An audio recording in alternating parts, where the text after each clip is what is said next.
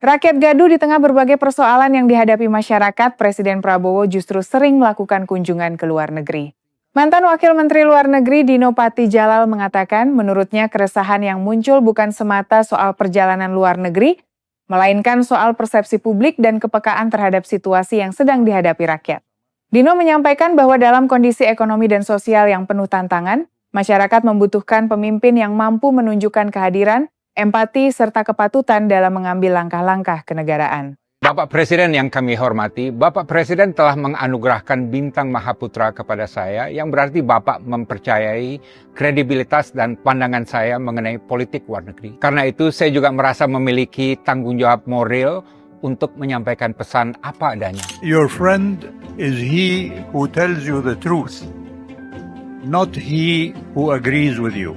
Sebagai sahabat lama Bapak, saya mewakili komunitas hubungan internasional dan banyak rakyat Indonesia menghimbau Presiden Prabowo untuk secara signifikan mengurangi perjalanan ke luar negeri dan tidak menganggap remeh jeritan publik mengenai hal ini. Dalam perhitungan kami, dari seluruh pemimpin dunia, Presiden Prabowo telah menjadi kepala negara yang paling sering melakukan perjalanan ke luar negeri. Semenjak menjabat menjadi presiden, 1 dari 6 hari dihabiskan beliau di luar negeri. Dan tidak heran kalau ada yang beranggapan bahwa ini tidak lazim dan di luar batas kewajaran. Dan sangat tidak mungkin dalam 18 bulan ke depan, Presiden Prabowo terus melakukan kunjungan internasional dalam frekuensi yang sama tingginya. Kunjungan kepala negara ke luar negeri memakan biaya yang besar dan bahkan sangat besar.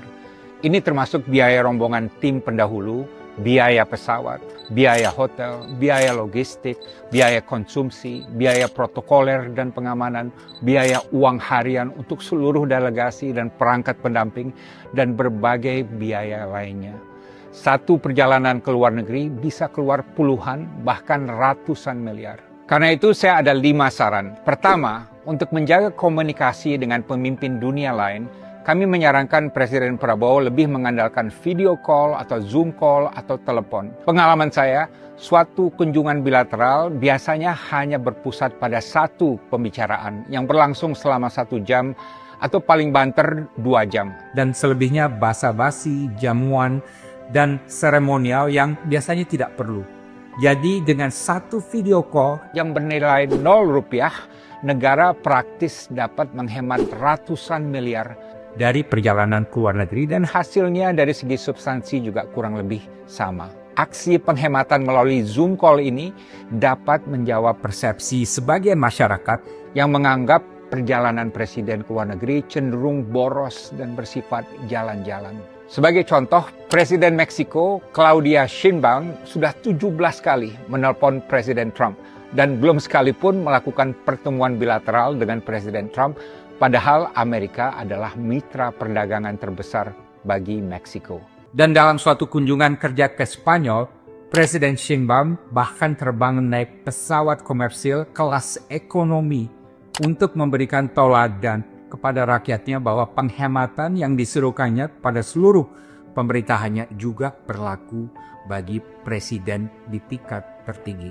Kedua, untuk menghemat biaya dan waktu, kami juga menganjurkan agar Presiden Prabowo dapat memanfaatkan kunjungan ke suatu forum internasional untuk bertemu kepala negara lain yang juga hadir. Konon, sewaktu menghadiri sidang PBB di New York tahun lalu, Presiden Finlandia Alexander Stubb, yang merupakan pemimpin barat yang paling progresif dan pidatonya juga banyak disorot, meminta waktu untuk bertemu dengan Presiden Prabowo di New York, tapi tidak pernah direspon, entah kenapa. Dan dalam KTT ASEAN di Cebu, Filipina baru-baru ini, permintaan seorang kepala pemerintah negara ASEAN untuk mengadakan pertemuan bilateral juga tidak pernah direspon.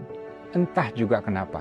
Kami menyarankan istana menerapkan formula 1+8, yaitu dalam menghadiri forum internasional, misalnya ke Davos, atau PBB di New York, atau ASEAN, atau G20, dan lain sebagainya.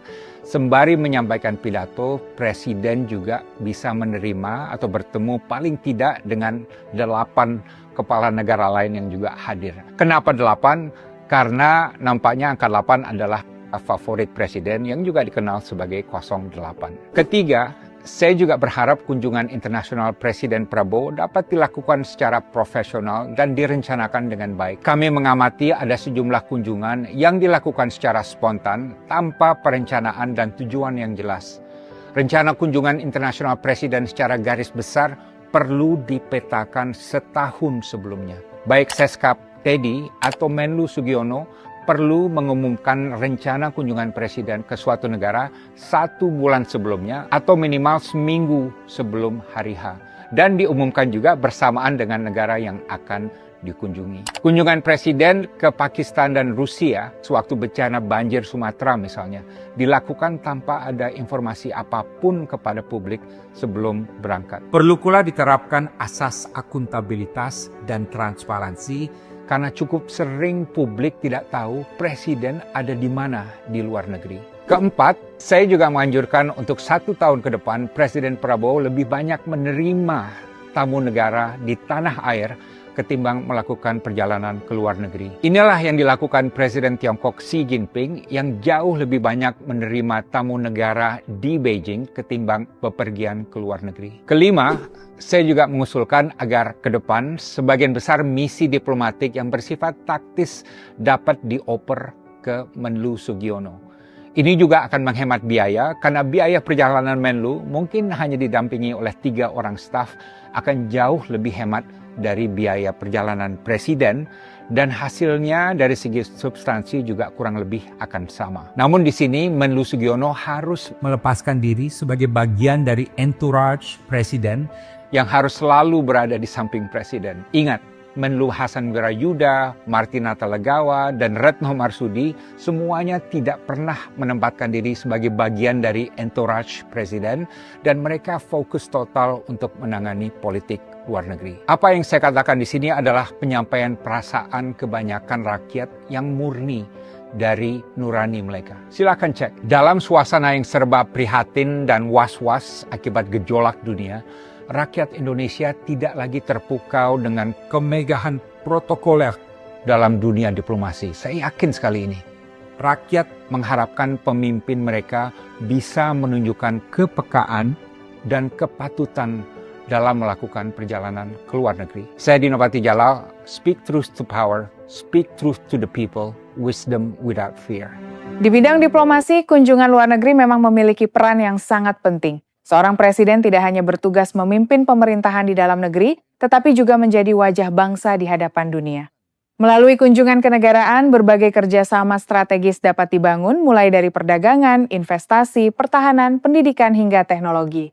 Namun persoalannya bukan sekadar penting atau tidak penting, yang menjadi perdebatan adalah soal keseimbangan. Ketika rakyat sedang menghadapi berbagai kesulitan, mulai dari harga kebutuhan pokok yang naik, lapangan kerja yang terbatas, persoalan pendidikan, kesehatan, infrastruktur hingga berbagai masalah sosial lainnya, masyarakat tentu berharap pemimpinnya hadir dan memberikan perhatian yang nyata. Disinilah muncul pertanyaan yang mulai ramai dibicarakan. Apakah frekuensi kunjungan luar negeri yang tinggi telah diimbangi dengan perhatian yang cukup terhadap persoalan dalam negeri? Apakah rakyat dapat merasakan manfaat langsung dari berbagai agenda diplomasi yang dilakukan atau justru muncul kesan bahwa pemerintah lebih sibuk mengurus urusan luar negeri dibanding menyelesaikan masalah yang ada di rumah sendiri? Di bidang diplomasi, kunjungan luar negeri memang memiliki peran yang sangat penting. Seorang presiden tidak hanya bertugas memimpin pemerintahan di dalam negeri, tetapi juga menjadi wajah bangsa di hadapan dunia. Melalui kunjungan kenegaraan, berbagai kerjasama strategis dapat dibangun mulai dari perdagangan, investasi, pertahanan, pendidikan, hingga teknologi. Namun persoalannya bukan sekadar penting atau tidak penting, yang menjadi perdebatan adalah soal keseimbangan. Ketika rakyat sedang menghadapi berbagai kesulitan, mulai dari harga kebutuhan pokok yang naik, lapangan kerja yang terbatas, persoalan pendidikan, kesehatan, infrastruktur, hingga berbagai masalah sosial lainnya, masyarakat tentu berharap pemimpinnya hadir dan memberikan perhatian yang nyata. Disinilah muncul pertanyaan yang mulai ramai dibicarakan. Apakah frekuensi kunjungan luar negeri yang tinggi telah diimbangi dengan perhatian yang cukup terhadap persoalan dalam negeri? Apakah rakyat dapat merasakan manfaat langsung dari berbagai agenda diplomasi yang dilakukan atau justru muncul kesan bahwa pemerintah lebih sibuk mengurus urusan luar negeri dibanding menyelesaikan masalah yang ada di rumah sendiri?